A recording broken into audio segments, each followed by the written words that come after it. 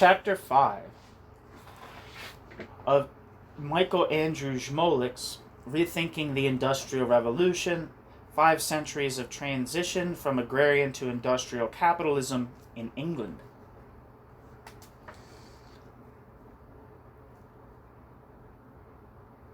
The chapter is titled Harvesting the Agrarian Revolution and begins with 2 quotes. First quote, "In truth, the Agrarian Revolution is but a current in the wake of mightier movements," end quote. R. H. Tawney. Second quote, "I do not believe that it would be going too far to say that 9/10 of the farmhouses of England have been destroyed since the day that the, quote, good old king," end quote, came to the throne. Nothing that man could devise would be more injurious to the country than this, end quote. William Cobbett. While the period of 1760 to 1820 is generally identified with the first wave of the Industrial Revolution, possibly the most impressive area of economic performance during this period was to be found in the rate of increase in agrarian output. This period coincides with the era of parliamentary enclosures, which extinguished the open fields and customary courts that governed them on the remaining half of the land that remained subject to open field farming after the middle of the century. Since most arable land became subject to economic leases after enclosure, this meant a steady addition of new land to the growing competitive market in land leases. Thus, this in turn helped to accelerate the growth of the domestic market, the spread of innovations in agriculture, including mechanical devices, continued improvement in agrarian productivity, and a resumption of rapid population growth, adding to the expanding pool of landless laborers and poor in both city and country.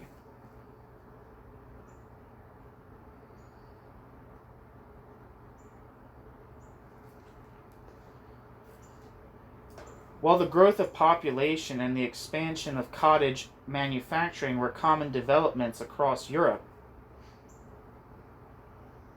at this time, no other country witnessed the expansion of cottage manufacturing on the same scale as Britain. The economic processes set in motion by agrarian capitalism were now culminating in an extraordinary economic transformation that was unfolding before and, once it began, alongside the Industrial Revolution. In this chapter, we will explore this transformation in order to better understand the nature of the economic context within which the Industrial Revolution started and unfolded.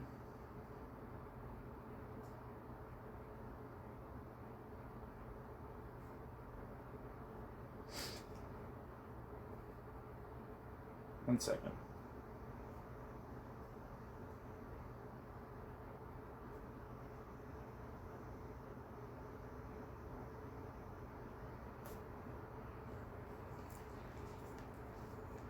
Of the key factors that made up the economic context in which the Industrial Revolution emerged and was sustained, most can be linked to the previous and ongoing development of agrarian capitalism.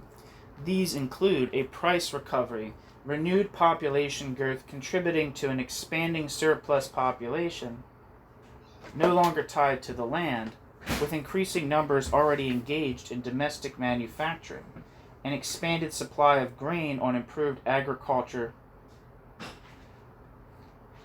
with imports of meeting the bulk of the demand for food amongst the growing population, sufficient domestic demand to sustain a rapid increase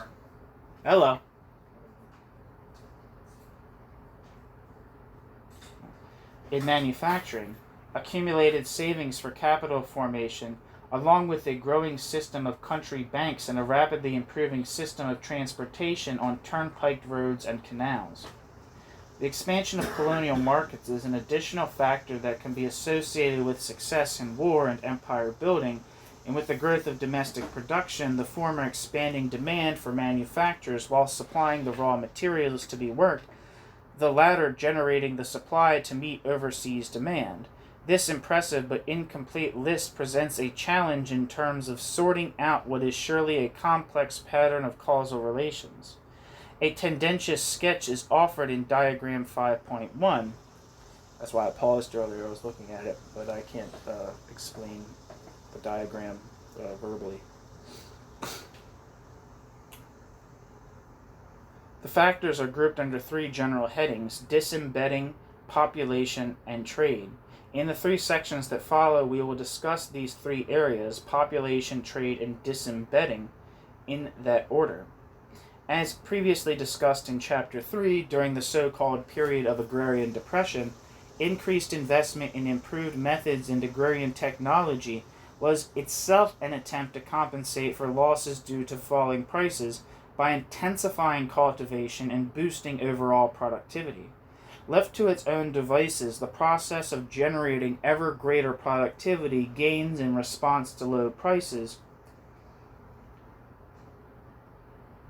would only have served to drive agrarian prices down even further.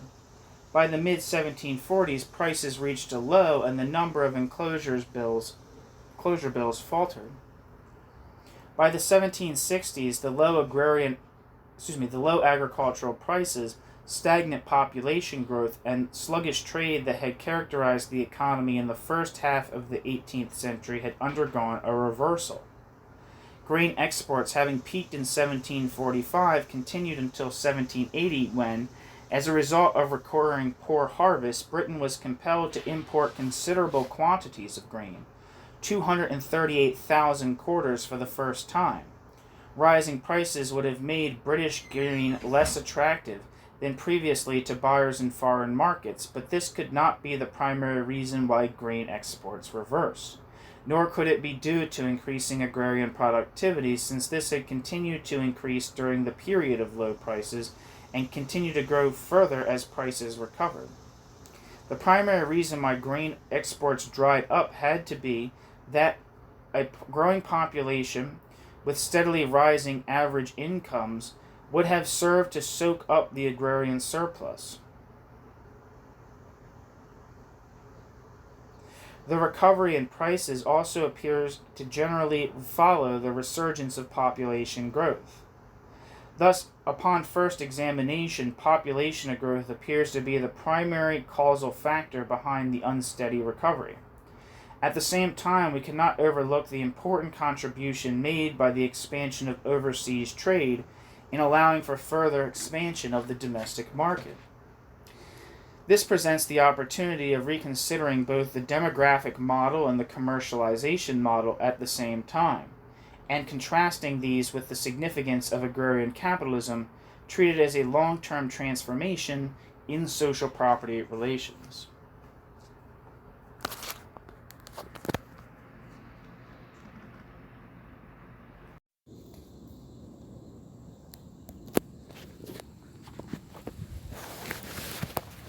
The end of the demographic pause. While the population of Britain grew by 57% over the course of the 18th century, most of that growth came after 1750, when the demographic pause ended and rapid population growth resumed. During the 1720s and 1730s, the population of England and Wales may have actually declined slightly, falling just under 6 million inhabitants. Growth began again at a pace of around 4% in the 1740s, approaching 7% in the 1760s and 1770s, and exceeding 11% in the 1790s. Dean and Cole. Contemporaries were slow to notice. Footnote. Even by 1780, quote, some writers were speculating that the population was actually declining, but by that time, parish clergymen who kept a close watch on the local social scene were finding clear indications that this was far from the case, end quote. Christie.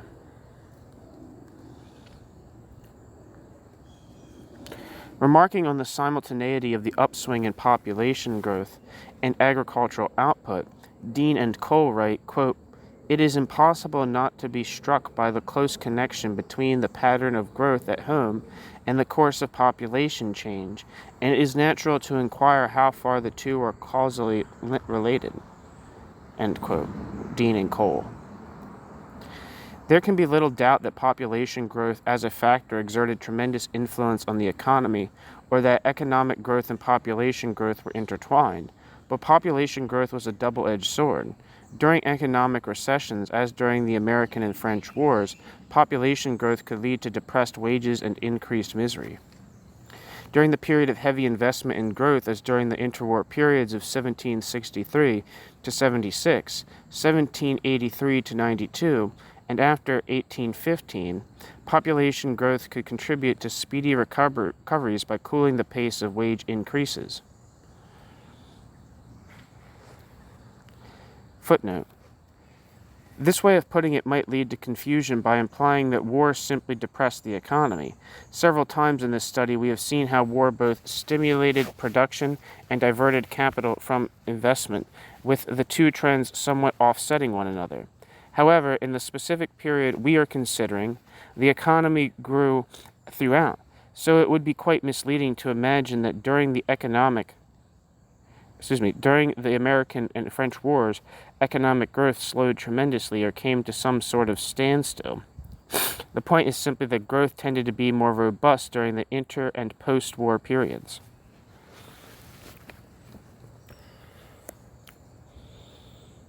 End footnote. Commenting on a later period, the early 19th century, when demand for labor was high, Schofield asks, quote,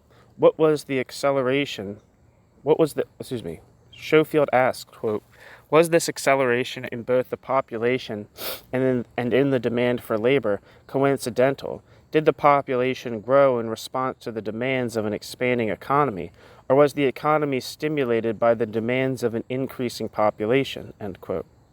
Here we have the demographic model in the form of questions, if not as assertions. To address the question, we must first consider the causes of population growth. There's a table here that I'm not going to read out, but the title of the table is Corn Output in England and Wales. Some of you might know this. I didn't know this for a while, but corn meant wheat. It's what they call wheat in the British context, or in Britain. The upswing in population growth was preceded by a long period of low agricultural prices alongside increasing productivity gains in agriculture. But where the decision to have children is concerned, human behavior must be taken into account.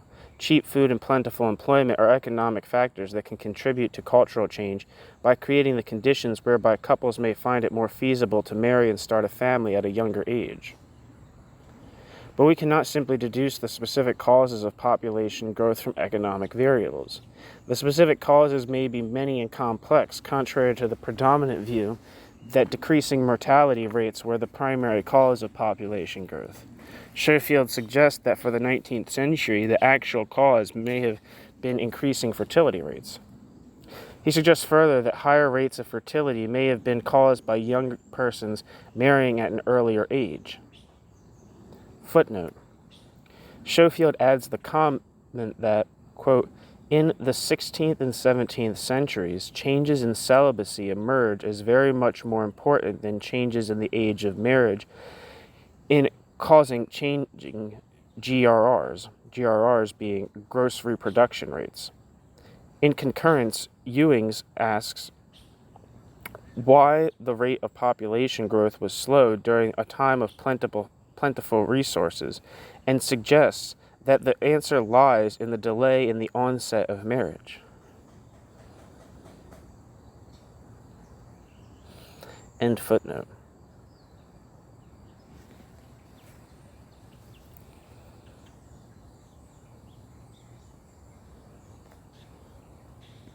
Another suggestion is Philpott's, quote, "enclosure hypothesis," end quote, by which enclosures are thought to have, quote, "freed the common waste of disease-ridden cattle and sheep which had infected the human population with brucellosis, tuberculosis, and anthrax, and so caused high mortalities in the years up to about 1750, end quote. Other cultural factors may have played an important role as well, such as the loss of access to herbs with contraceptive properties by urban women. Footnote, quote, some women who were unmarried or simply unwilling to risk the very real dangers of childbirth resorted to chemicals and plant extracts like wormwood, saffron, hyssop, ergot, pennyroyal, and savin, in hopes of aborting a fetus. Some believe that drinking heavily or being bled in the feet would do the trick, end quote. It has been suggested that as cities grew and populations lost access to forage in the forest, knowledge of certain herbs that may have been known by midwives and some physicians since time out of mind to have properties that suppressed pregnancies or stimulated stillbirths would have been lost.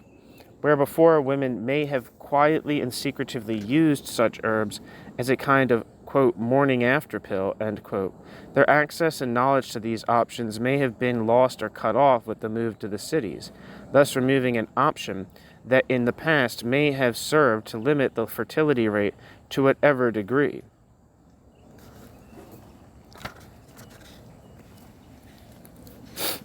If this is a valid hypothesis, it serves as an example to demonstrate how challenging research into the cultural factors behind population growth or decline can be. End footnote. Yet while economic factors may not be treated as the sole direct causes for demographic fluctuations, the food supply does both enable and set an upper limit on the growth of the population. And here, the early 18th century productivity gains made in agriculture affected not only birth and mortality rates, contributing to the resurgence of population growth. Continual improvement in productivity through the end of the century and beyond enabled Britain to break the Malthusian cycle and support a constantly expanding population. Of course, not all Britons had equal access to the food supply. What impact did the simultaneous expansion of the food supply and population growth have on diets? As we might expect, there is no clear evidence to suggest that the average consumption of cereals per head changed very much in the 18th century. As a greater range of commodities became available through foreign trade and new seeds, many found a greater variety of food on their table. Meat consumption, however, does not seem to have risen, and in areas where wages fell, meat consumption probably declined for the poor. The quality and size of livestock may have improved and the rate of meat production probably increased, but the supply of beef could not keep pace with population growth. As a result, Scotland and Ireland expanded their sales of beef and dairy produce to England. If the poor were in some regions tightening their belts, the tables of the gentry and prosperous tenant farmers had no need to go without. British exports were sufficiently robust to allow for the importation of whatever foods were necessary to cover domestic shortages. Where food is concerned, population growth and increasing grain yields may have tended to offset one another when considered in terms of consumption per head. But in general, population growth added to the total demand in the economy, stimulating expansion.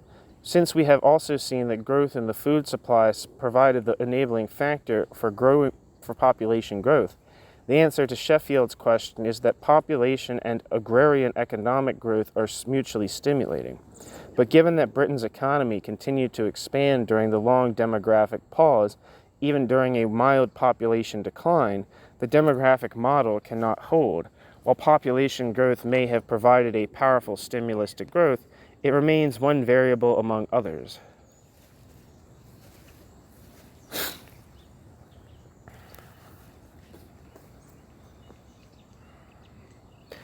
Internal and external expression. Internal and external expansion. Jesus Christ. Can't even read the goddamn subheadings. In the second half of the 18th century, British trade roughly doubled. See Table 5.2. The most striking feature of British trade was the spectacular growth in colonial trade, rising from 10 to 57% of England's domestic exports over the course of the 18th century. The growth in exports to North America was most impressive, rising from 0.27 million in the years 1701 to 4 to 2 million in 1786 to 90. Dean and Cole conclude that, quote, the increase in British exports in the course of the century was almost entirely due to the expansion of trade with the new colonial markets in Ireland, America, Africa, and the Far East, end quote. Restrictions on exports and imports remained in effect throughout the century. This included bans on exports of raw materials, including wool and sheep, exports of textile machinery, and the immigration of artisans. Manufacture of steel, iron, and iron wares in the American colonies was banned in 1750. Attempts to ban imports of manufactured cloth persisted, including a ban on the import of all manufactured silks and velvets in 1766. From 1775 to 1783, the Irish silk trade collapsed, just as the ban on imports of Irish cattle from 1699 to 1759 had hit depressed Irish cattle exports. Quote, the Irish and colonial economies were regulated and restricted in order to make them assist, not rival that of Britain, end quote. Black, 2001. Britain emerged from the wars with France, the preeminent power in Europe, effectively in command of the seas. Yet, might the Industrial Revolution have happened sooner in the absence of these wars? Ashton has answered in the affirmative, pointing to the loss of ships and persons, the, quote, deflection of energies, end quote, away from human needs.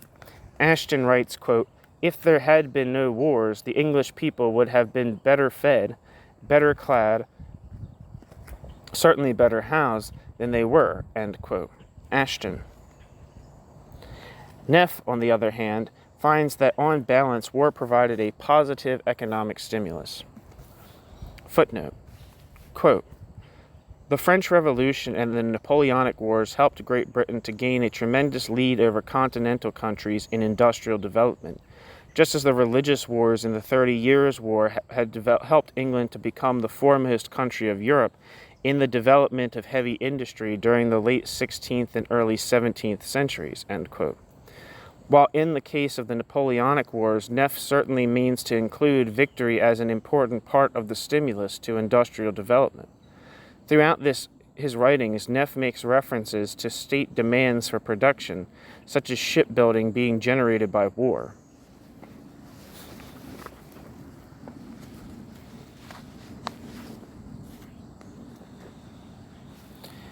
End footnote.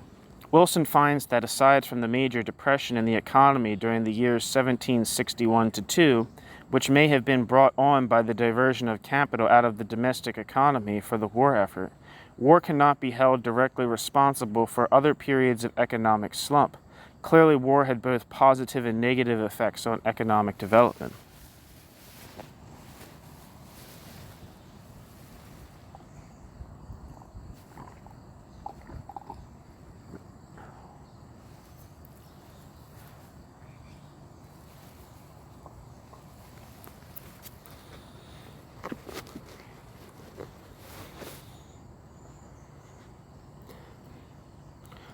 On one side of the balance sheet, we can list the depressive effects that war had on the domestic economy. War demanded raw materials, and where civilians found an inadequate supply of goods that were in demand for the military, the impact of war would have been directly felt. The diversion of capital toward the war effort meant higher interest rates. This would tighten up credit and slow down the rate of investment. Heavier taxation meant higher wages, both high interest and high wages cut into profits. Higher taxes also took money out of the pockets of consumers, reducing purchasing power and thus serving as a source of drag on the whole economy. More broadly, war was an added source of instability and uncertainty in the economy, alongside the vagaries of nature such as the threat of a bad harvest or a harsh winter. Economic growth may thus have been delayed by war. On the other side of the balance sheet, we can list the ways in which war provided a positive stimulus to economic growth. First of all, the, quote, diversion, end quote, of capital out of the private sphere of the domestic economy towards state expenditure on war was largely no diversion at all. The Army and the Navy demanded guns, cannons, and shot, stimulating the iron, brass, and copper industries. Shipbuilding prospered under Navy contracts and stimulated demand for, quote, coal, metals, tar, ropes, as well as for the skilled and semi-skilled labor of carpenters, sailmakers, anchor makers, and the like, end quote.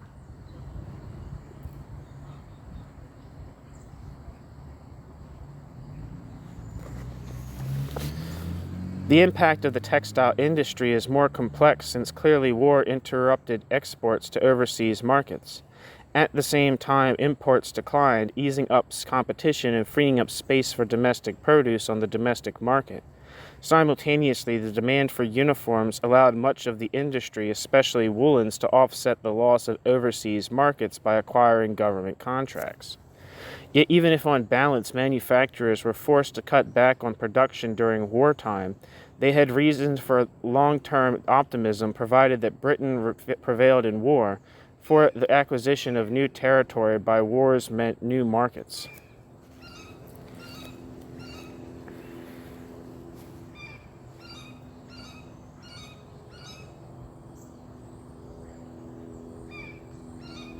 The acquisition of the world's largest colonial empire was achieved by war and served as the basis for Britain's supremacy as a trading power. The interruption of colonial trade during the American War would have been a more severe impact, and the recovery would have been slower had Britain not acquired a vast colonial empire. This raises the question as to whether foreign trade is more than a supplement to domestic growth.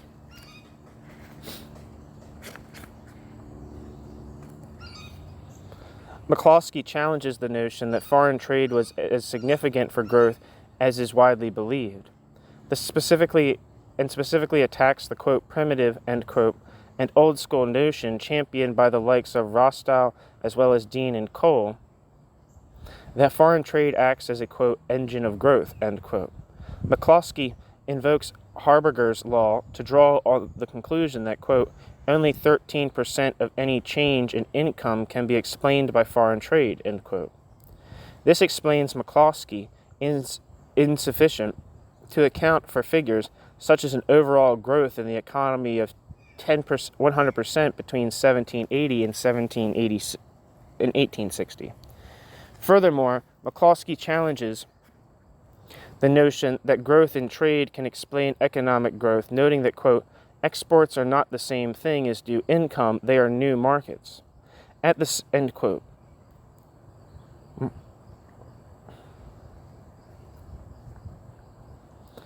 Footnote.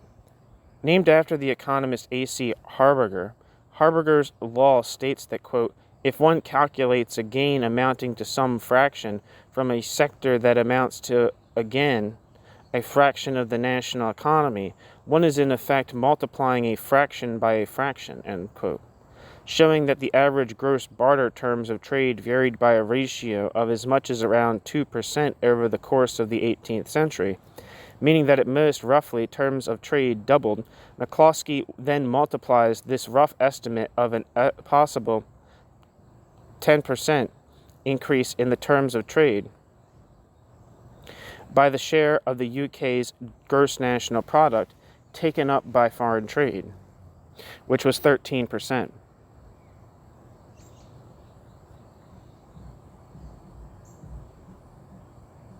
End footnote. This explains McCloskey is insufficient to account for figures such as an overall trade growth in the economy of 10... Oh shit, I already read that. At the same time, McCloskey argues against treating the British economy as if it developed in isolation, arguing that British prices were set by European trends. But what of trade barriers? McCloskey admits that trade barriers did have a huge impact on domestic prices. One cannot simply dismiss tariffs as a caveat, as if free markets otherwise ruled the day in the 18th century. Where this study departs from the views of McCloskey isn't emphasizing the importance of productivity gains in agriculture.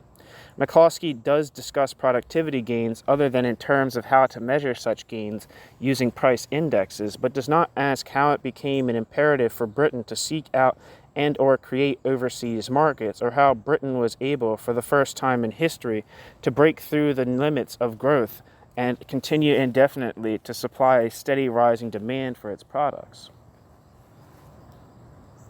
The expansion of the domestic market and the completion of the commercial revolution, discussed in Chapter 3, allowed for real incomes to rise even as population growth rose, with both of these factors contributing to the expansion of market demand. And it was the expansion of the domestic market that demanded not only regional specialization in new goods, but a whole new infrastructure for trade, as reflected in the, quote, turnpike mania, end quote, that commenced in 1751 to 2, years in which 389 turnpike trusts were established. Up to this point, the need for faster and better transport to and from London's expanding metropolis, which had fundamentally driven the turnpike system since the 17th century, had been fulfilled as turnpikes were set up on the main roads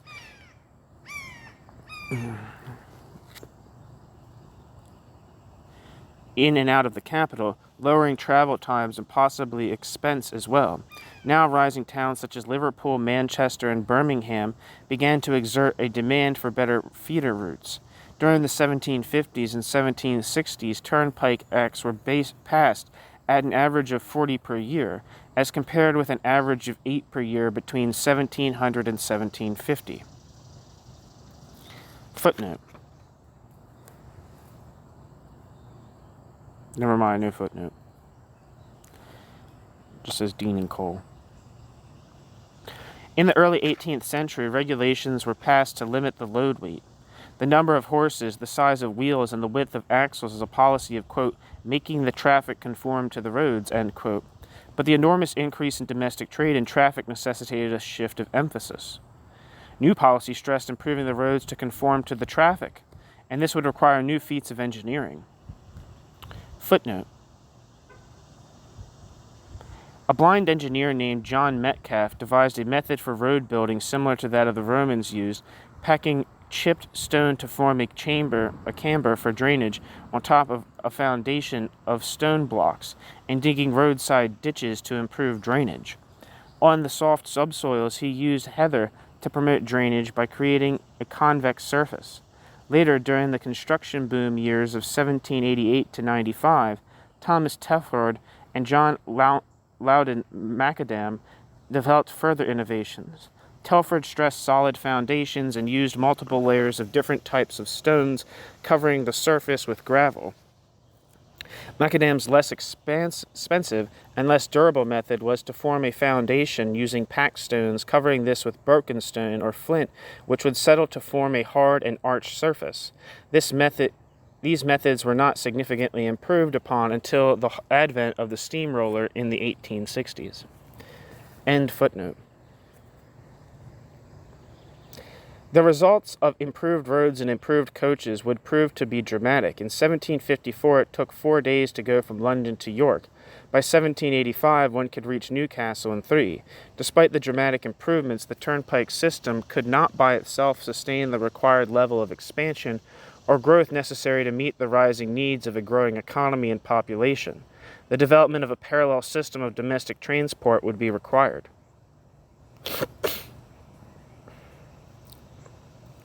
The improvements in coastal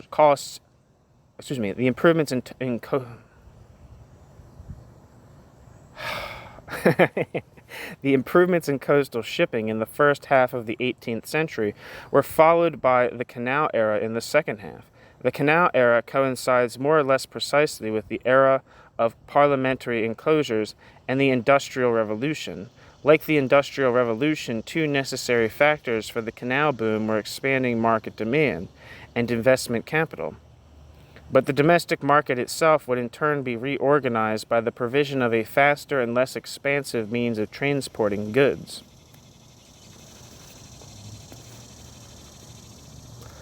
The story of Foss Dyke sheds perspective on the timing of the canal boom, first constructed by the Romans as a waterway connecting the city of London to the River Trent. Foss Dyke was restored under Henry I in 1121. Footnote: historians are not in agreement as to whether the Romans actually built the first canals in Britain. That the Romans did build the first navigable waterways in Britain is not in doubt, and the first of these, according to some historians, was Foss Dyke. While some argue that Foss Dyke and other Roman waterworks were merely built for drainage purposes, others contend that by connecting the river Witham at Lincoln, Lindum Colonia, and with the river Trent, the Romans surely must have applied their expert sailing skills to take advantage of this man-made waterway. Regardless, Roman waterways fell into decay for centuries.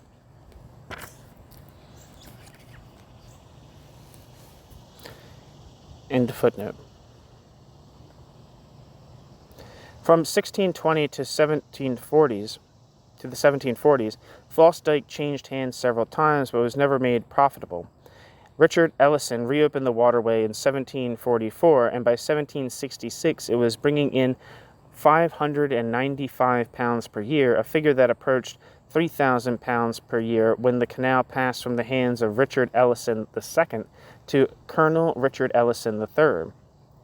Footnote: Hardcastle notes, quote, another waterway very similar to Foss Dyke, named Carr Dyke, was built by the Romans. It headed south from Lincoln toward the River Cam near Cambridge, end quote.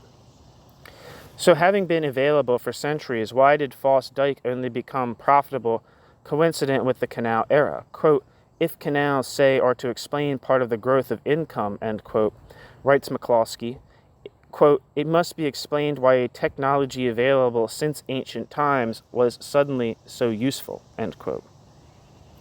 The general answer is that the demands of the domestic market made canals profitable. The specific answer has everything to do with coal, for which canal barges posed an ideal means of transport. Britain's bona fide canal or constructed waterway, independent of any river, was built by the engineer James Brindley, in the employ of Francis Egerton, Duke of Bridgewater, for the purpose of providing a better means of transporting coal from Bridgewater's Worsley mines in Manchester. Footnote: not only was Brindley's canal a stunning achievement in its own right, and an instant success, but Brindley also built an underground canal out of the mines to connect with the main canal and to help with mine drainage. Brindley also built a 38-foot-high aqueduct spanning the Irwell at Barton. These engineering achievements, quote, stirred the imagination of a public that believed passionately in man-made improvement, end quote. More stirring, perhaps, was the effect the canal had on lowering the price of coal, and it was probably this more than anything which stimulated a wave of investment in canal building in the 1760s and early 1770s. The Bridgewater Canal, end footnote. The Bridgewater Canal opened for business between 1761 and 1763. The extent to which its construction was driven by market considerations is striking. By having the price of coal in Manchester, Bridgewater's canal signaled an entirely new market for investors, who would, on average, earn about 8% annual return. From the outset, the process was driven by competition between the builders. Quote, a contemporary calculated that 90 out of 165 canal acts passed between 1758 and 1802 had coal as their main prospective traffic, end quote.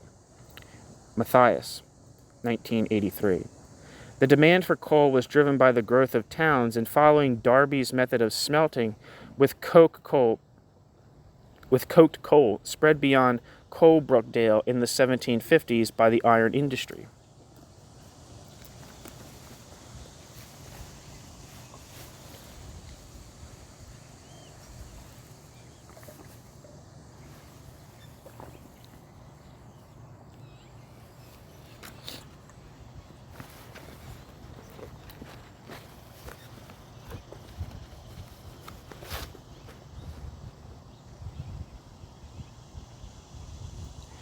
The strategic considerations that hastened and shaped the building of the canal system came from sellers, who were chiefly landlords and buyers, with rising industrialists like potter Josiah Wedgwood among them. Wedgwood became the treasurer of the Mersey to Trent Canal.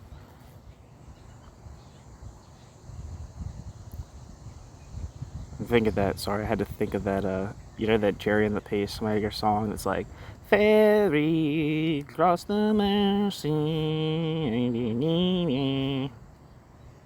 It's a good song. If you don't know Jerry and the Pacemakers, missing out. Excuse me. Wedgwood became the treasurer of the Mersey to Trent Canal, quote, which was to pass through the potteries and thus enable Cornish clay to be brought there at a cheap rate, end quote.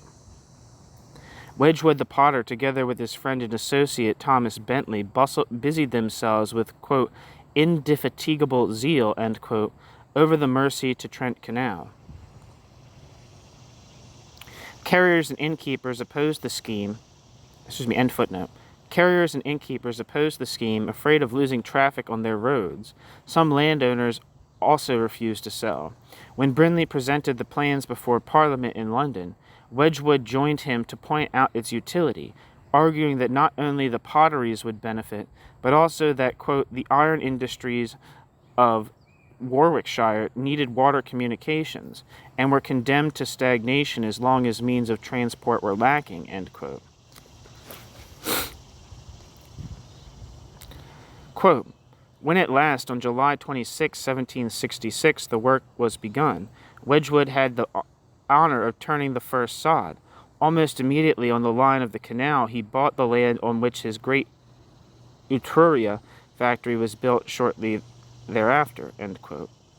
Monto, 1961. Combined with improvements made to the local roads, the whole district was transformed by population growth, conurbation, and the reputation that comes with growing wealth. In a later speech given to, quote, a new generation of inhabitants, bracket Wedgwood, end bracket, could justly say, quote, I would request you to ask your parents for a description of the country we inhabit when they first knew it, and they will tell you that the inhabitants bore all makers of poverty to a much greater degree than they do now, end quote. End quote. Mantu, 1961, citing Wedgwood's An Address to the Young Inhabitants of the Pottery, bracket Wedgwood, 1783, end bracket.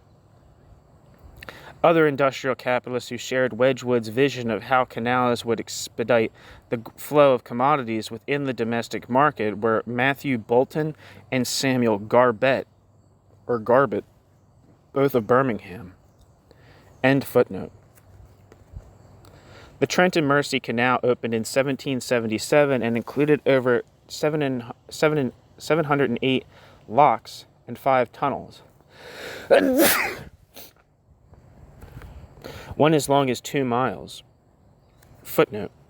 Brindley was initially ridiculed for his project of building a tunnel, but now people, quote, came from miles around to see it, proclaiming it one of the wonders of the world, end quote.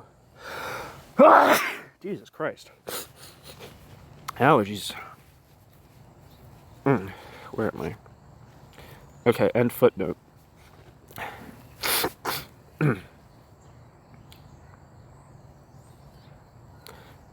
But the T&M was just part of Brindley's grand plan for a national network of canals he called the, quote, Grand Cross, end quote. The American War of Independence interrupted this first wave of canal building. As the war drew on, canal investors were drawn away toward investing their funds in the government's war to retain the American colonies. But investing picked up even stronger after the war. The canal mania of the 1790s was driven by the building of extensions linked middle-sized cities like Lancaster, Leicester, Sheffield, Basingstoke, and Andover to the network. T&M was the first part of the main line that would stretch from the Mersey in the northwest to the Thames at London in the southwest.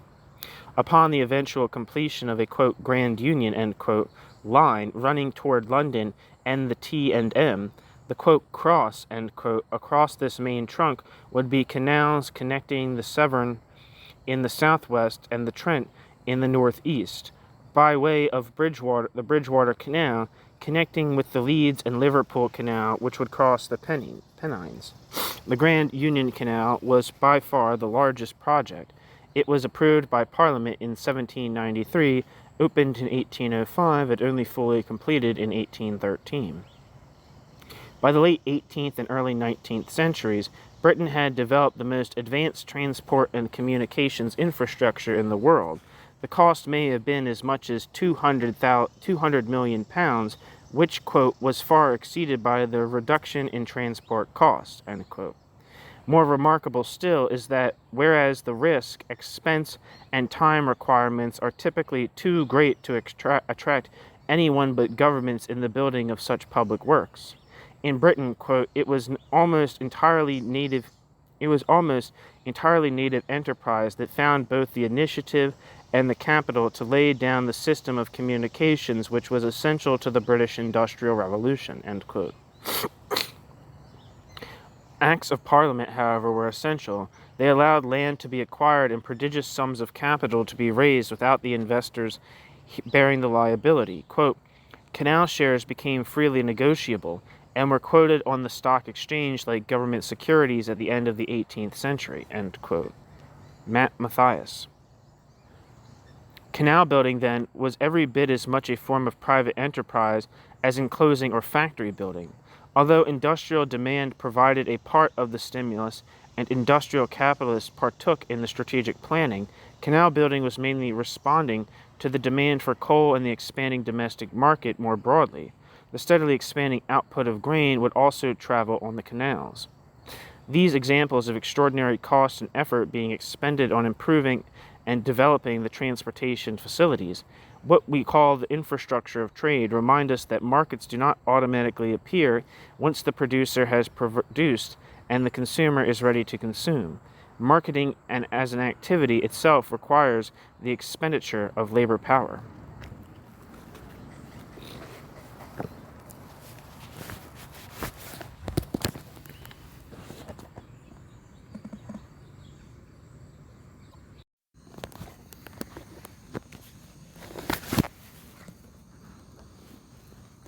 Parliamentary enclosures and the consequences of increasing agrarian productivity.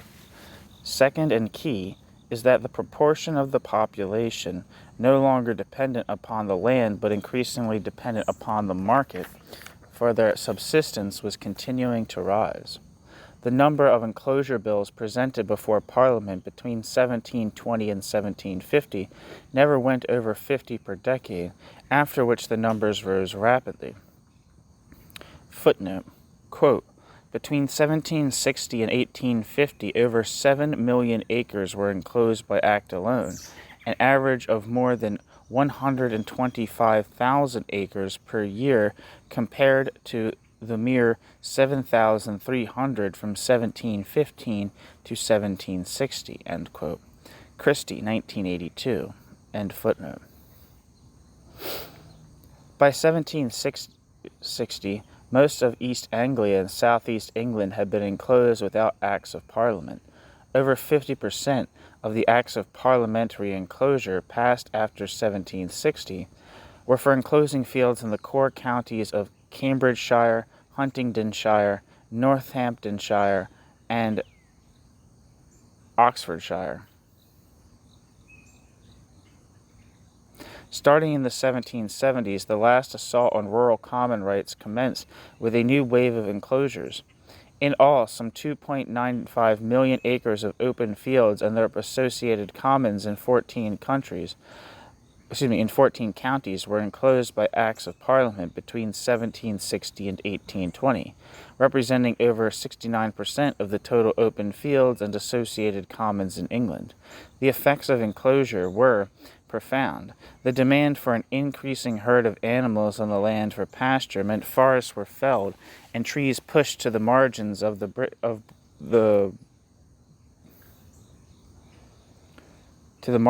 Britain's unique quilt patchwork geography of fields divided by fences or hedges.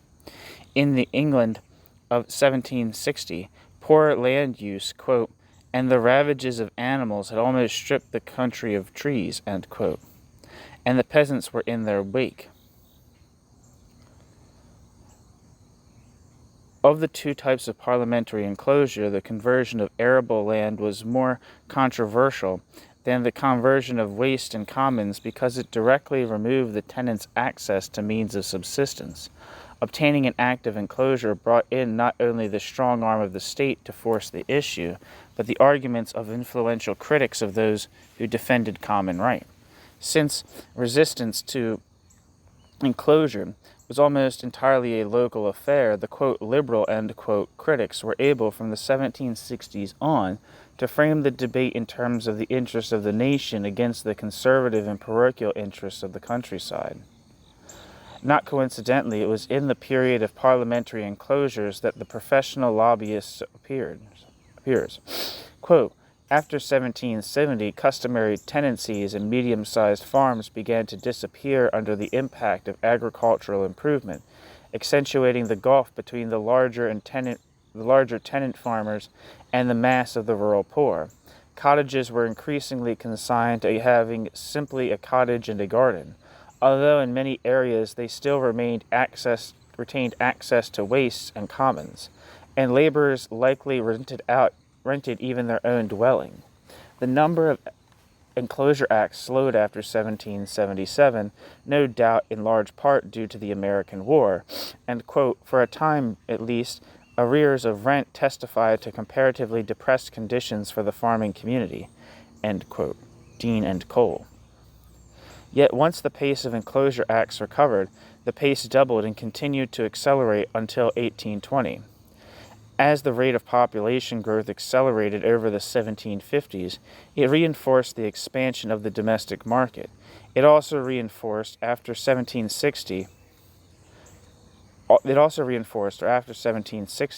may have been the primary source of the growth of the non-agrarian sector of the population.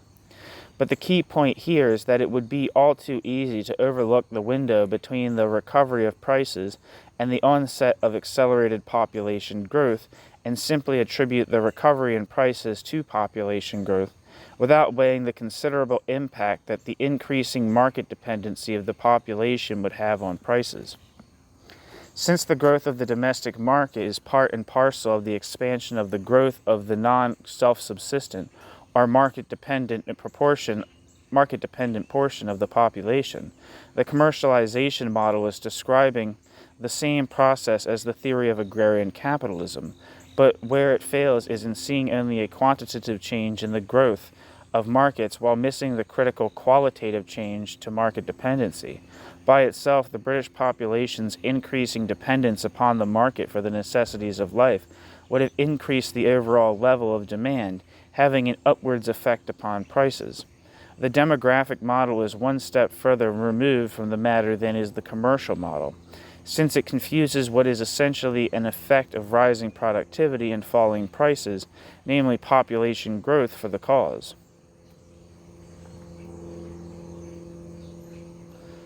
There's a footnote here that I missed, so I'm going to read it now.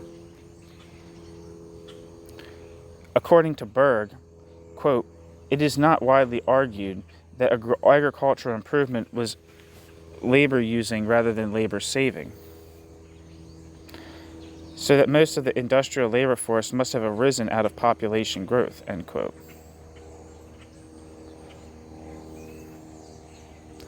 End footnote. Whatever the relative contribution of these three factors to the recovery of prices, what is of critical importance is the dispossession of the tenantry from the land as a qualitative change, where the other factors are essentially quantitative.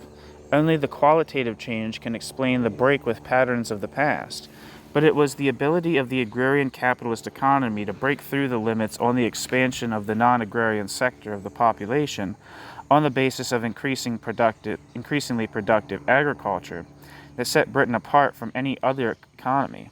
In discussing the release of labor from the agricultural to the industrial sectors, Nick Crafts recognizes the critical importance of increasing agricultural productivity.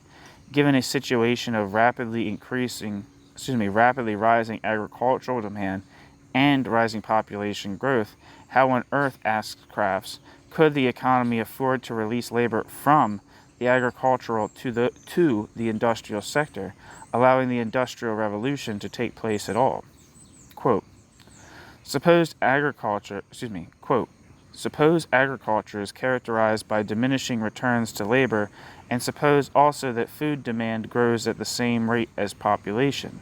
If the relative share of labor in agriculture is to fall, it is necessary that the growth rate of the labor force in agriculture is less than the growth rate of population and labor force overall.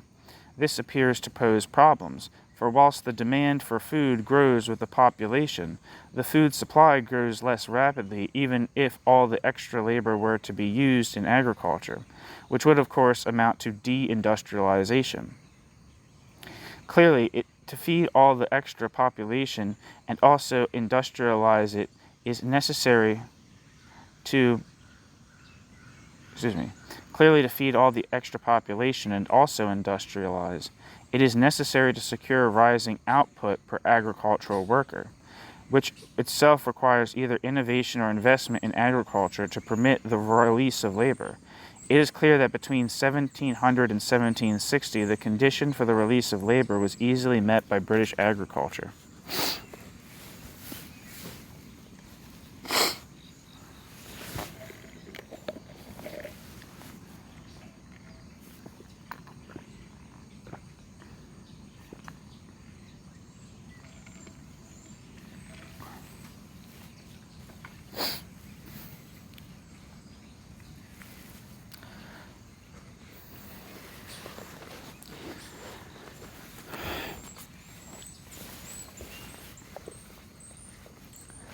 In fact, writes Crafts, quote, the sector could also cope with the additional demand for food associated with higher incomes per person, end quote.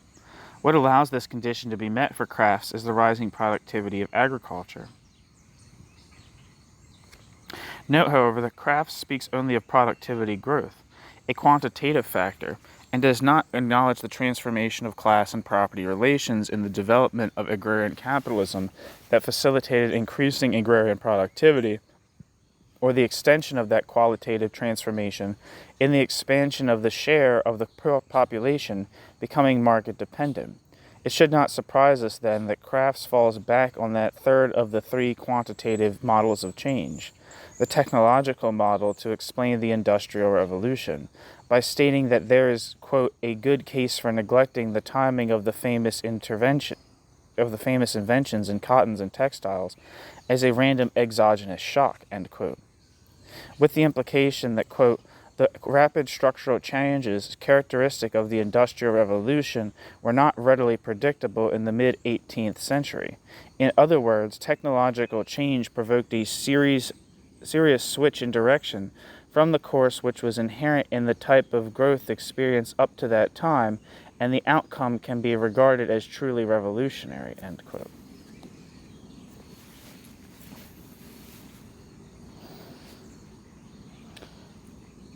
Regardless of how, quote, large, end quote, a contribution is attributed to the agrarian sector in making the Industrial Revolution, the fundamental causes of the Industrial Revolution are typically imagined as either exogenous to agriculture or as too complex to be intelligible. It is here that the contribution of the gradualists only served to further confound the debate by seeking to diminish the suddenness of the, quote, shift, end quote, to industrialization without providing any new causal hypothesis to explain the protracted nature of its onset.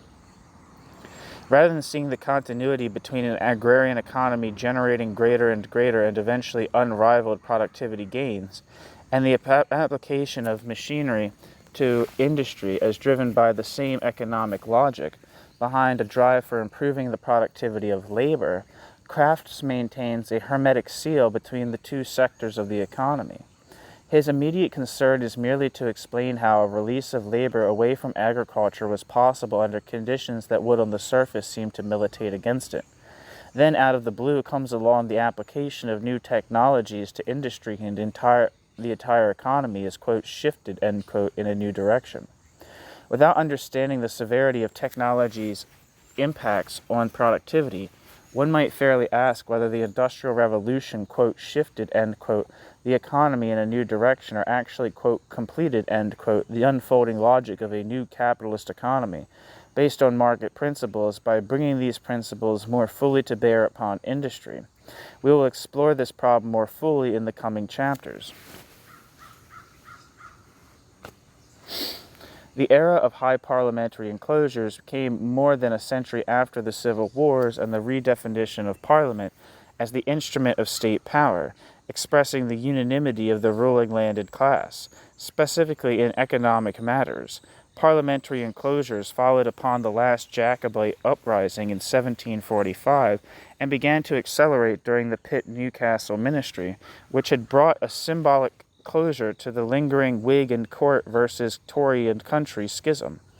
The prospects of a vast expansion of empire and the establishment of commercial linkages between rural manufactures and far-flung overseas markets combined to render parochialism increasingly obsolete. What was traditional, customary, and local stood against improvement, progress, and economic growth. Thus, the proponents of enclosure argued that the poor would ultimately benefit. The debate may have still raged in the 1760s, but any attempt by the state to put a stay to enclosing were beyond historical memory. The necessity of legislating enclosure, then, did not really arise out of a need to apply the power of the state to tip the scales of class struggle toward the elite and from the poor. The process was much too far along to require that. The most obvious precipitating factor is the recovery in prices, which increased the overall profitability of enclosing. Population growth, the expansion of the market, and the correlative expansion of market dependency all added to the market pressures compelling farmers and landlords to enclose. Each trend reinforced the other, creating an overall economy of self-sustaining growth within which the arable, pastoral, and rural-to-urban feedback loops explored in the previous chapter continued to function.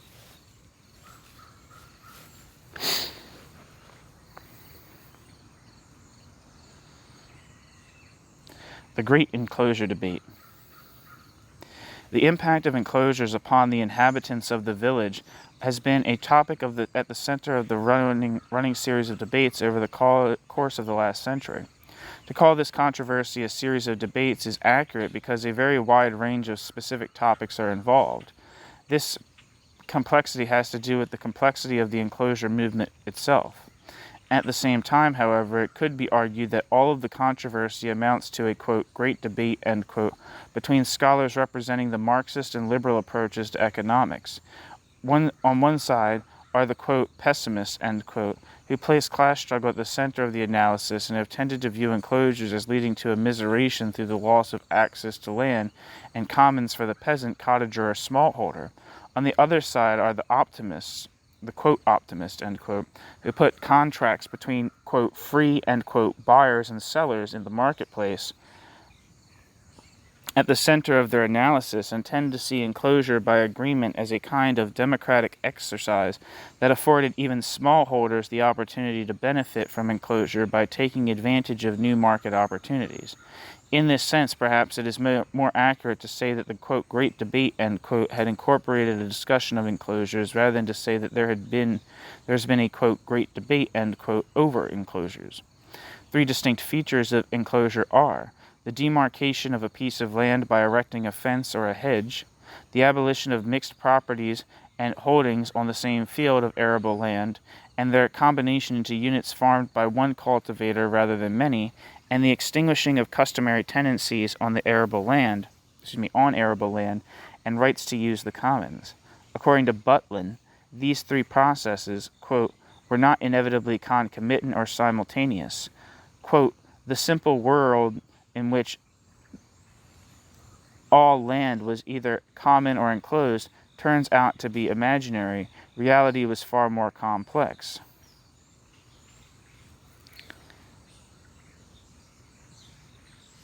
End quote. Open field land could, in theory and practice, be in severalty. That is, free from common rights.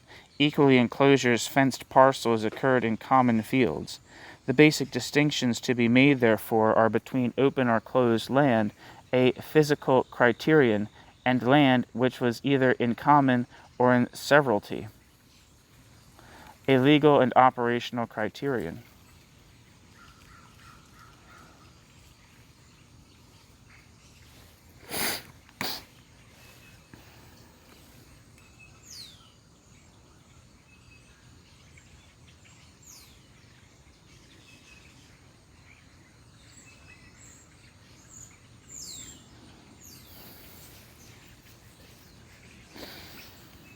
End quote. Butlin, quoting Carriage. We have already noted in Chapter 3 that improvement could be undertaken on open fields and thus did not require enclosure. Nor did enclosure automatically translate into improvement. Funds needed to be invested in order for land to be, quote, drained, limed, or marled, end quote. Landlords naturally preferred farmers with the means to invest in improvements, but might let out smaller or marginal holdings to those of lesser means who were likely to make improvements. There were many other motives for enclosing besides improvement.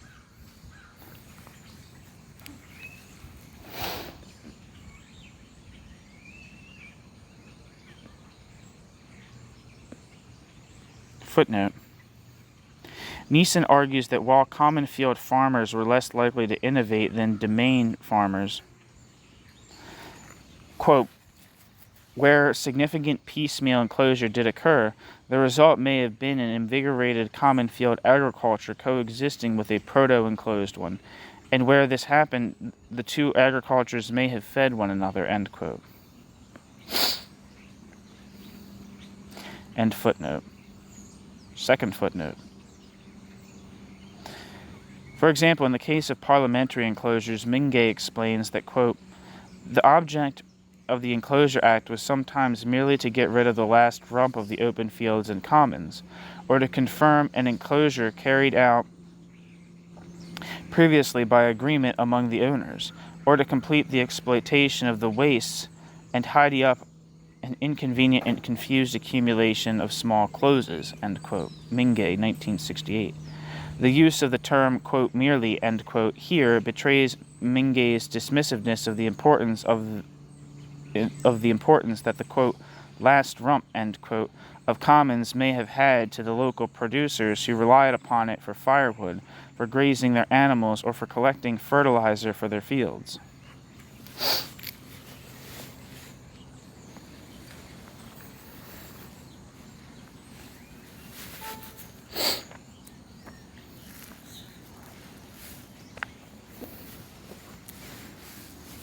End footnote. Suffice it to say that in terms of the technical details as well as motivations, the enclosure movement was an extraordinarily complex process subject to a wide range of regional and local variations in terrain as well as custom and culture. Writing in 1911, the Hammonds described how parliamentary enclosures, quote, broke the back of the peasant community, end quote. Enclosures, the Hammonds wrote, quote, created a new organization of classes, the peasant with rights and a status, with a share in the fortunes and government of his village, standing in rags, but standing on his feet, makes way for the laborer with no corporate rights to defend, no corporate power to invoke, no property to cherish, no ambition to pursue, bent beneath the fear of his masters and the weight of a future without hope. No class in the world has so beaten and crouching a history, end quote. Hammond and Hammond, 1974. Oh no, it says writing in 1911. I guess the book was republished or something in 1974, but it says here writing in 1911. Anyway, the pro-poor class bias of the Hammonds, as well as the moralistic tone that pervades much of their work, have drawn the criticism that their work lacks objectivity. The critics' main focus has been the way in which the Hammonds presented enclosure as a catastrophe for the peasantry. The class-based approach of R.H. Tawney, a Marxist scholar, came under heavy criticism for tending to treat agrarian producers in early modern England as proletarians. Quote, revisionists, end quote, like G.E. Mingay and Eric Carriage, have argued that enclosure was not such a zero-sum game, and that enclosure by agreement was common, involving smallholders being compensated for their losses or even surviving enclosure. Mingay succinctly summarized the revisionist position when he wrote, quote, "Modern opinion does not support the view of the Hammonds that the process by which an act of enclosure was obtained and executed was deliberately rigged against the small owner," end quote. The course of the debate followed the trajectory of revisionism, which sought to correct errors and exaggerations of pessimists like the Hammonds, followed by a counter-revisionist critique which at least partially restored the pessimist's case.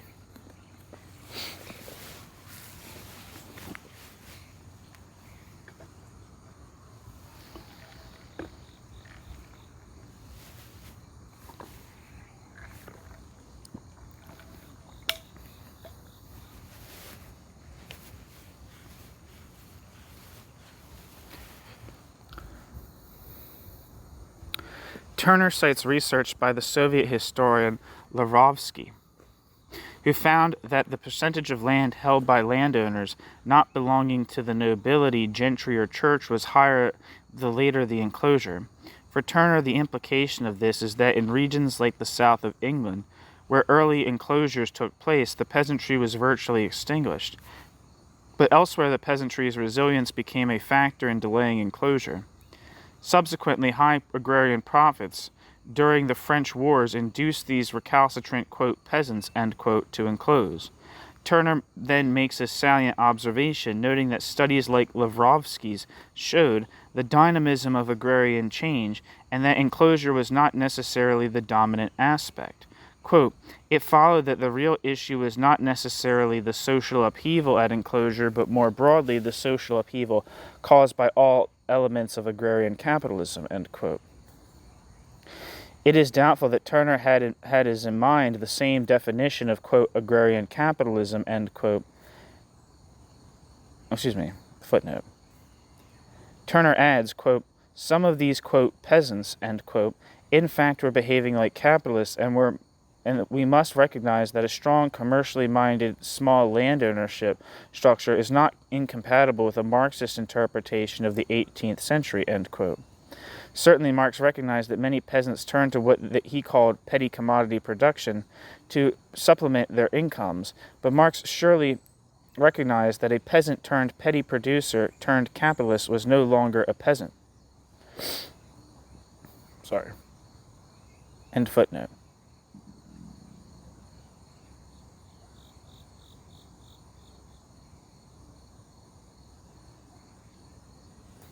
Sorry, I'm losing my spot. I think I'm going to reread something. Turner then makes a salient observation, noting that studies like Lavrovsky's showed the dynamism of agrarian change and that enclosure was not necessarily the dominant aspect. Quote, "It followed that the real issue was not necessarily the social upheaval at enclosure, but more broadly the social upheaval caused by all elements of agrarian capitalism," end quote. Turner, citing Lavrovsky.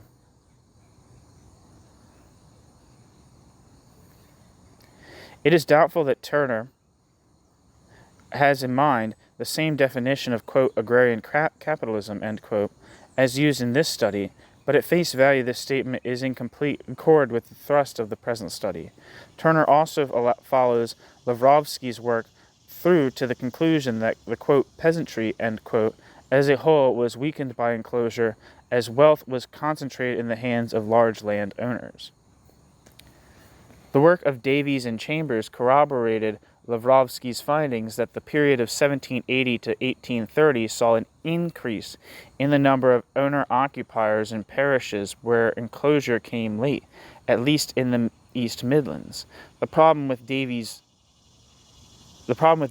work, however, was that he based the idea that the number of owner-occupiers holding 20 acres or less, not on any extant records of land holding, but by translating records of land tax payments into holdings.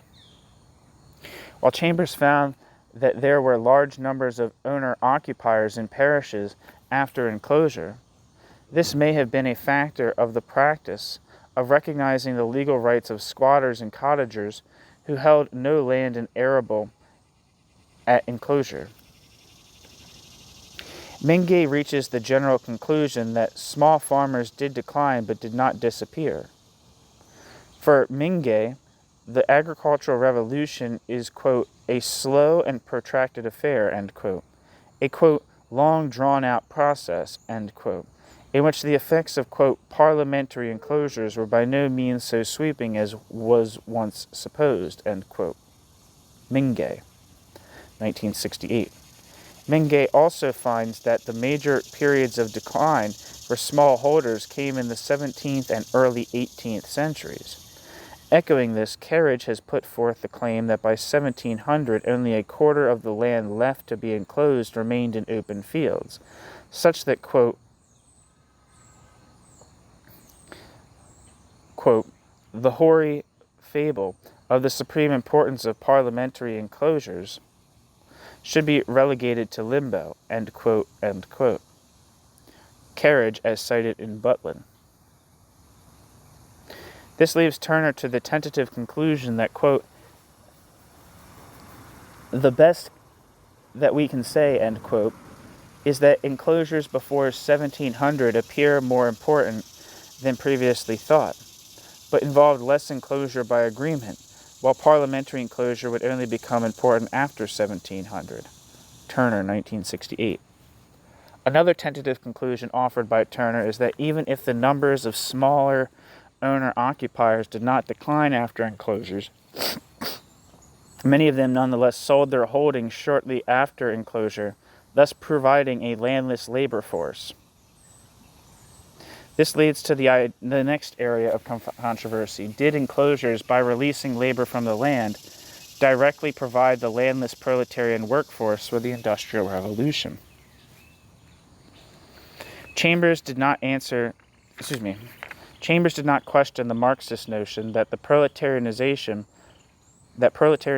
was an institutional rather than a natural development. But he challenged the notion that enclosure was the responsible institution.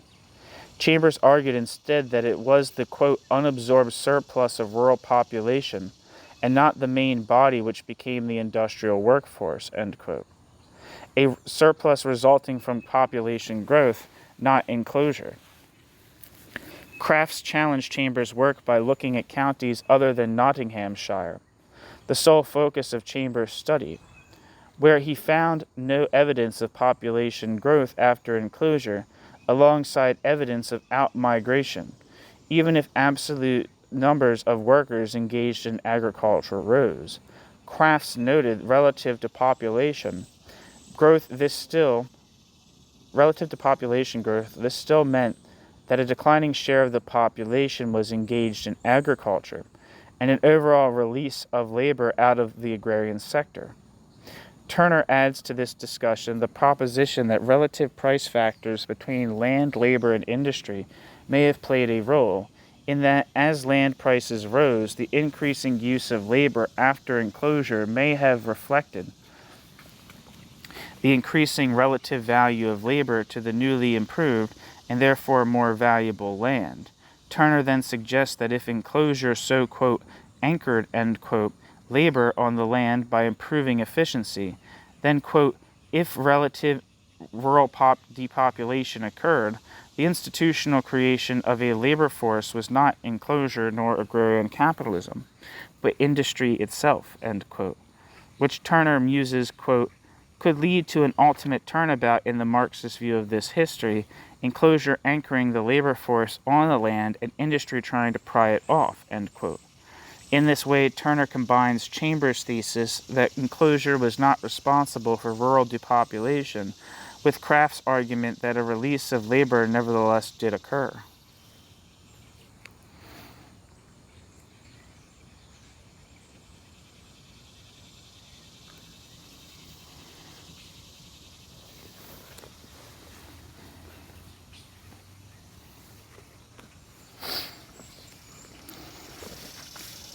The revisionist reliance on land tax records and aggregated data leaves us with information only about the size of holdings, not the legal status of tenors.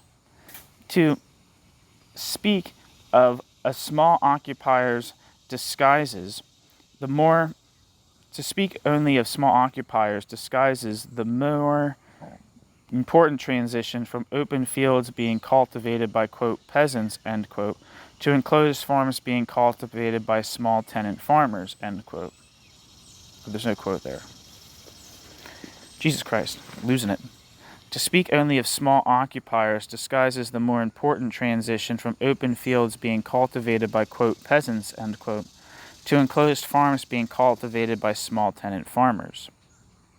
Moreover, and it is noted, quote, small holders, end quote, typically sold their holdings soon after enclosure, being unable to compete with larger farmers with greater means and now producing on an economy of scale.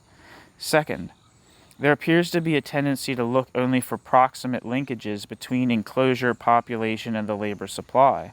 Long-delayed causation does not seem to be factored in, but it has been our thesis here that the main effects of the development of agrarian capitalism upon the economy was to lower prices by improving productivity and thereby to lift the ceiling on population growth previously set by the level of the food supply. So when Chambers argues that population growth, rather than enclosure, created a surplus population in the countryside, he is discounting the contribution which previous enclosures may have had in lifting the ceiling on the food supply, and thereby allowing for demographic growth. We concur with Mingay that it was a long and drawn-out process, and with Turner's suggestion that the social upheaval brought about by agrarian capitalism in general, rather than specific enclosures, is the real issue. But we are still left with the problem of what role the enclosure movement did play in bringing about a transformation from customary to market-based tenors.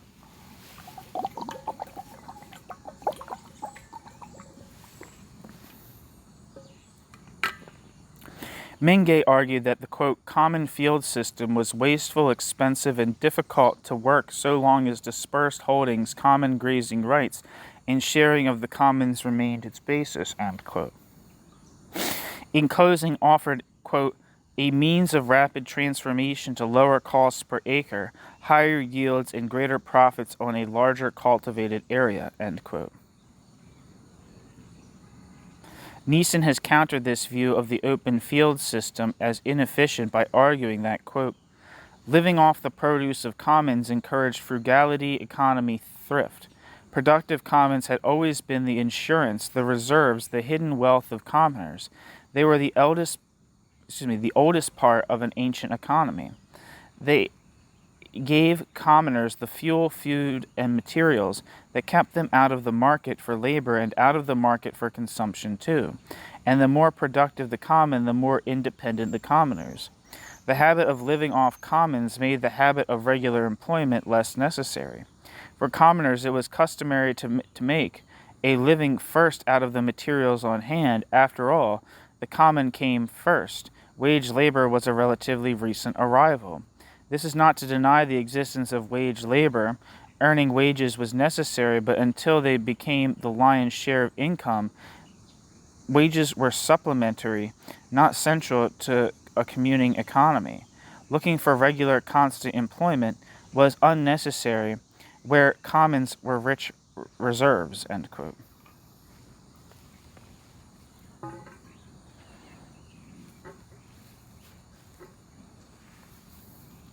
Neeson. Nor did, quote, commoners, end quote, a term Neeson uses to describe direct producers still living on either open fields or in part from access to the commons, necessarily want full-time employment. For the independence which access to the commons afforded them meant that time was freed up for family, for sporting, or just enjoying nature. Footnote. Neeson explains that, Neeson explains that she, quote, reluctantly but necessarily, end quote, uses the term, quote, peasants, end quote, interchangeably with, quote, commoners, end quote, because it distinguishes these people from agrarian wage laborers, and because, quote, it emphasizes a continuity with the past, a continuity based on the occupancy of land and rights in the common field system, end quote. End footnote.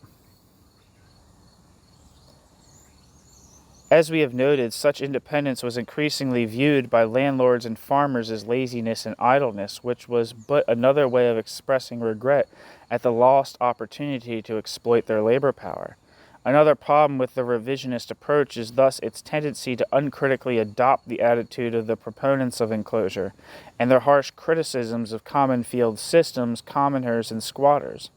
Neeson objects that common right cottagers were valued members of the community, paying rents and placing no additional burden on the poor rates. She cites the case of the village of Welton in 1754, where some landlords argued against enclosing because the loss of access to the commons would remove the source of their tenants' livelihood. Thus, not only commoners, but also landlords in the mid-18th century continued to see access to the commons as a right. The transition to seeing this as a privilege would be a long and difficult process. Furthermore, Neeson argues that the attitude of deploring the management of the commons was not so much a constant as one which tended to develop specifically in the context of enclosure. Not only was it the case that impending enclosure tended to draw out arguments rooted in self-interest, but where only portions of a parish were enclosed, the balance of resources was upset.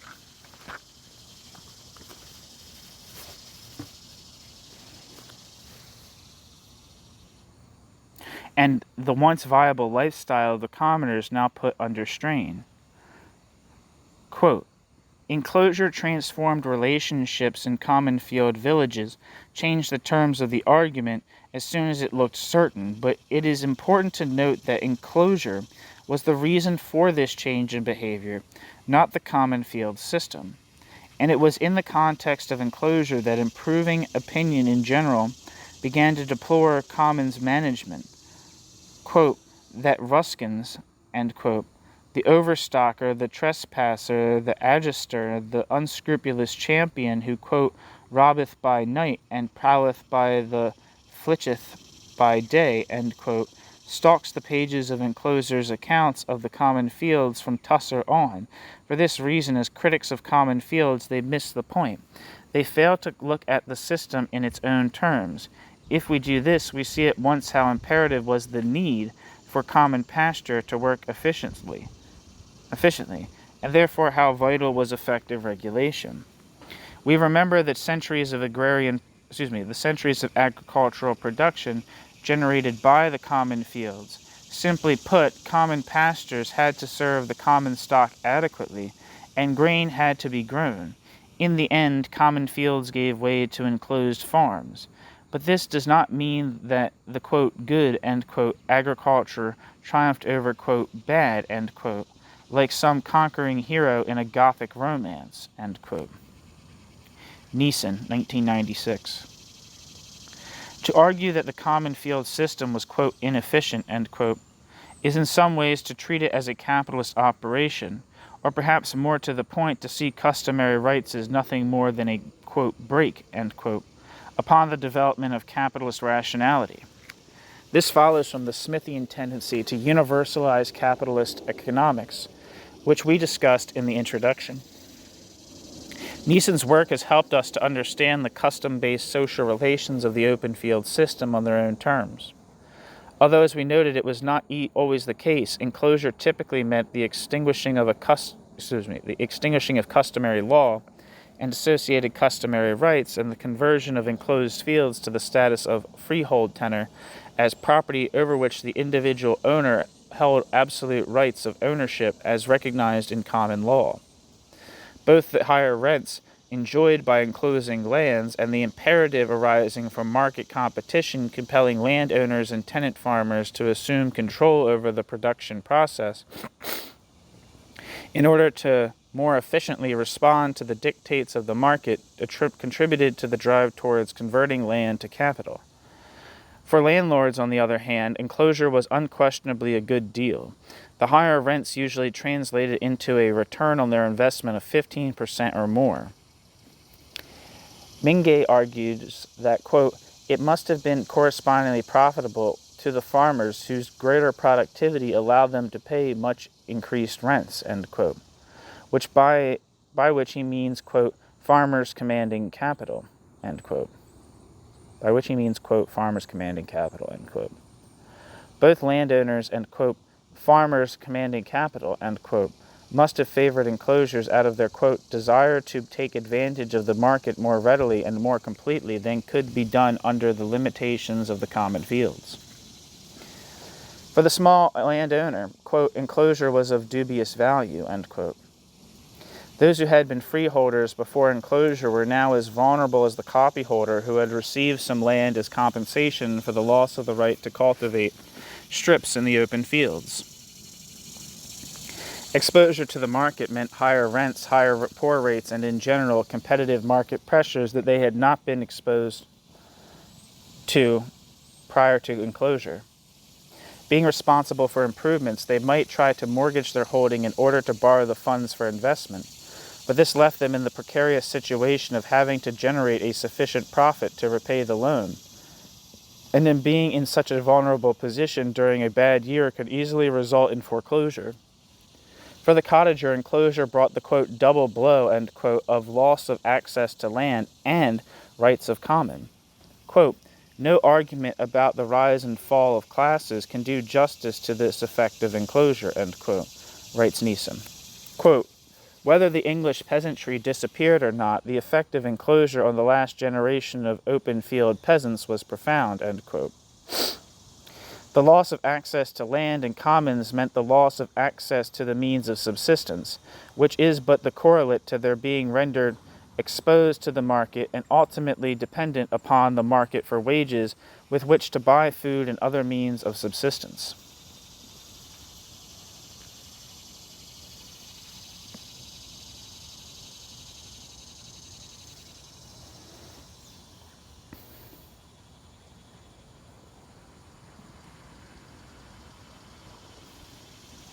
Neeson credits E.P. Thompson for being the first to challenge the revisionist view that enclosures were accepted by commoners with relative passivity, arguing that, quote, commoners were more active in their own defense than historians, including the Hammonds, have allowed, end quote. Neeson. Commoners resorted to petitions, negotiations, moral suasion, tearing down fences or hedges, and burning ricks. The record of their resistance has been underestimated in large part because they kept few records. Footnote.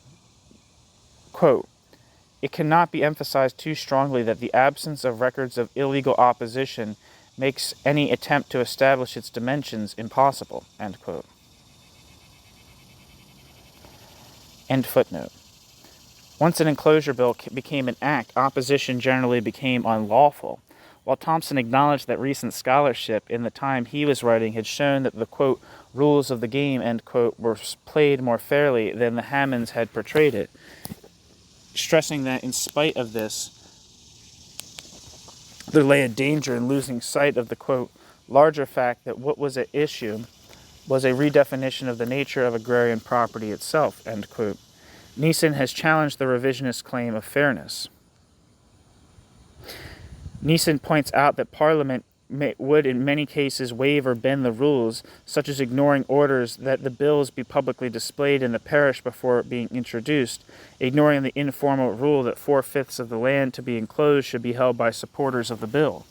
This could only add to the, quote, visceral hostility, end quote, felt by the poor who lost out at enclosure.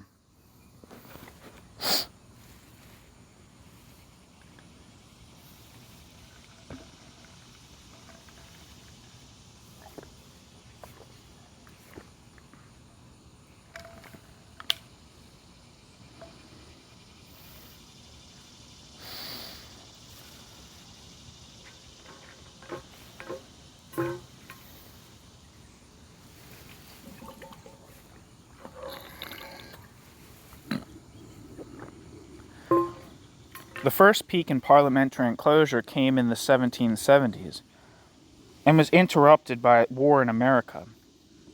The wave of enclosures was focused mainly upon enclosing the remaining open fields. The second peak came during the wars with France and focused upon enclosing the waste and commons as well as light lands.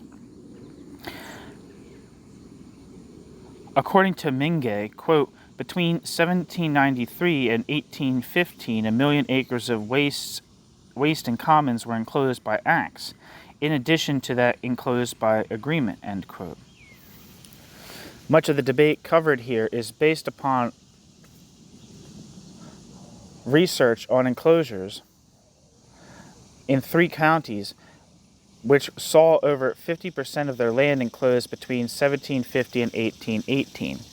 Oxfordshire, Cambridgeshire, and Northamptonshire. Mingay has argued that during the French Wars, long leases at low rents were offered to attract, quote, farmers of capital, end quote. Mingay. Turner points out that while, quote, marginal, end quote, owners may have taken part in promoting enclosures during the wars, it was during the deflation in the aftermath of the wars, with the decommissioning of soldiers flooding local labor markets and a fall in grain prices, that farmers were caught holding large loans and faced with insufficient profits to pay off their debts. Meanwhile, those holding 100 acres or more tended to prosper and engross their farms. Thus, while building their case on evidence from the period in which the evidence is most supportive, the revisionists ignore the counter-evidence from the period that follows. This undermines their argument. Footnote. More than one author has commented on the paucity of research on the farmer or local farmer associations despite the absolute pivotal role which farmers played in the transition we are here describing. End footnote.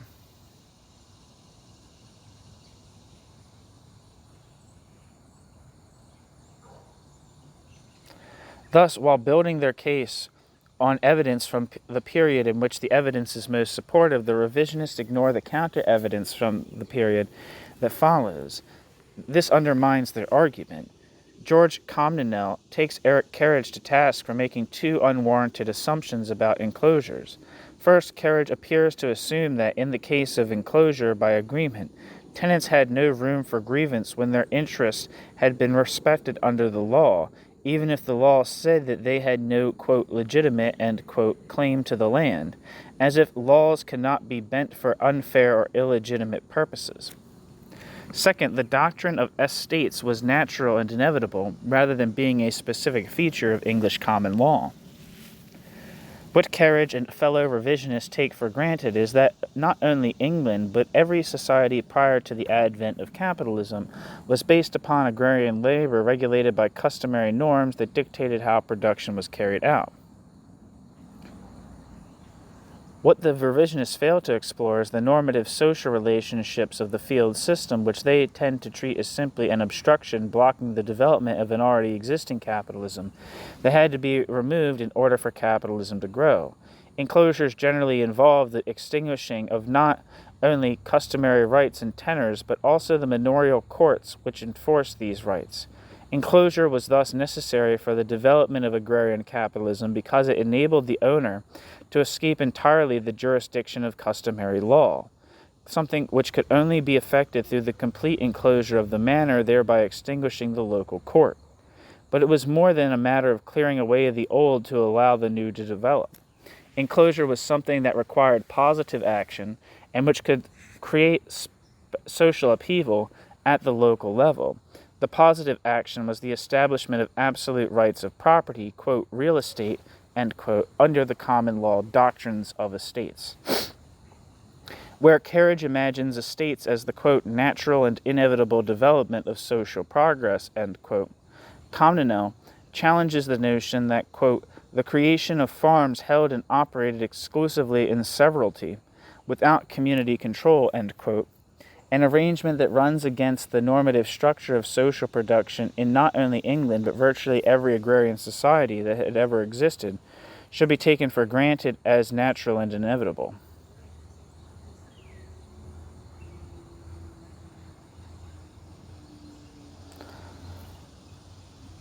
Comnenel. To customary tenants losing their tenancies in the name of, quote, improvement, end quote, enclosure and the assertion of individual legal rights to enclosed land under the common law must have seemed very strange indeed and very unnatural. Conclusion. We saw in Chapter 3 that the establishment of agrarian capitalist relations of production enabled British agriculture to respond to a fall in prices, not by withdrawing land from production, but for the first time in history by intensifying production. It was during the unsteady recovery from the so-called Agrarian Depression of 1753 to 17... There's a typo here. It says 1753 to 50, but I'm going to assume that means 1753 to 1760. Not sure, though. That Britain became a grain exporter and the British population... Jesus Christ, I'm just going to reread the whole sentence.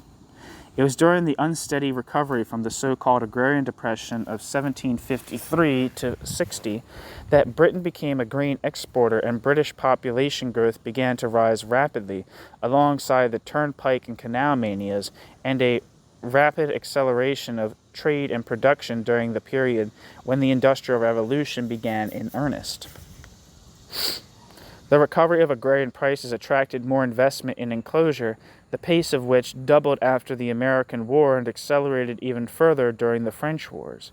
In the process, enclosures were ensuring that an ever greater percentage of the growing population would lack access to the means of subsistence, thereby adding tremendously to aggregate domestic demand and thereby accelerating the cycle of self-sustaining growth.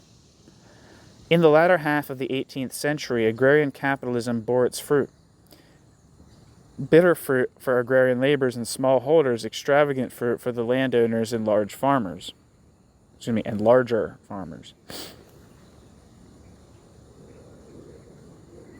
As Neeson has argued, enclosed farms were not necessarily more efficient than farming on open fields. At issue, then, is not the efficiency of farms, but efficiency for whom? Although tenants on open fields did sometimes introduce improvements, the problem which open fields posed for the improving landlord was twofold. First, communal control of production decisions did not allow for a tenant farmer to control production and make production decisions in accordance with the market. Second, the bylaws of the manorial court continued to hold jurisdiction, not only over open fields, but to every holding in a parish that had not been experienced wholesale enclosure, and or the abolition of the manorial court.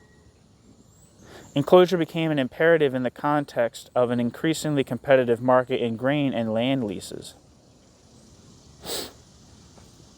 It enabled the tenant farmer to escape the jurisdiction of customary laws so as to assert absolute individual rights of property over the land, thereby allowing him to respond directly to market compulsions by undertaking improvements, as well as maximizing production and specializing in single crops.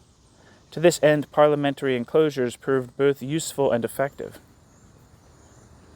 All right, that's the end of part 1. And it's the end of chapter 5.